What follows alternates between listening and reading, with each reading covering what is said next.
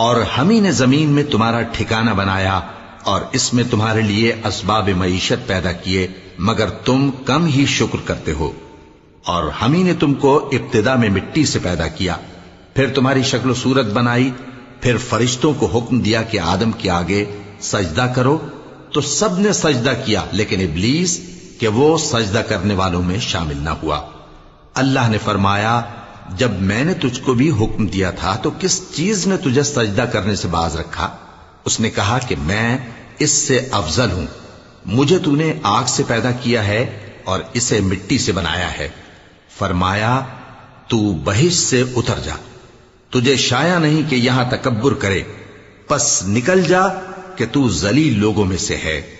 اس نے کہا کہ مجھے اس دن تک مہلت عطا فرما جس دن لوگ قبروں سے اٹھائے جائیں گے۔